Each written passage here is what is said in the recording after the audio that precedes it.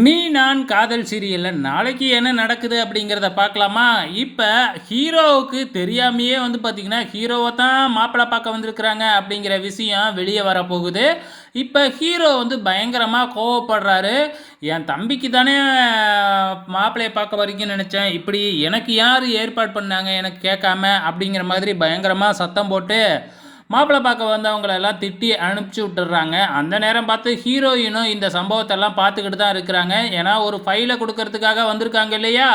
So இப்ப இந்த சண்டைலாம் முடிஞ்ச உடனே ஹீரோயின் போயிட்டு இந்த மாதிரி ஹீரோ வந்து லாவண்யாவ தான் விரும்புறாரு அப்படிங்கிறத நம்ம ஹீரோவோட அக்காகிட்டயும், பாட்டிகிட்டயும் சொல்லி வச்சர்றாங்க. அது மட்டும் இல்ல அவங்க ஆஃபீஸ்ல குளோஸா இருந்தத நானே பார்த்தேன் அப்படின்னு வேறயா சொல்லியிருக்காங்க இல்லையா?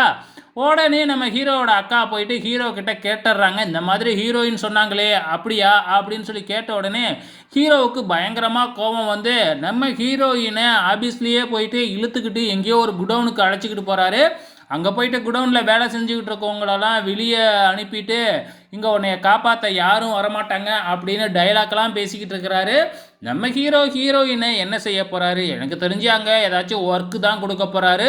தனியா நீ இந்த வேலைய ஃபுல்லா செஞ்சு முடிக்கணும் அப்படிங்கிற மாதிரி ஒர்க் தான் குடுக்க போறாரு. வேற எதுவும் நடக்காதுங்க. வெயிட் பண்ணி பாருங்க.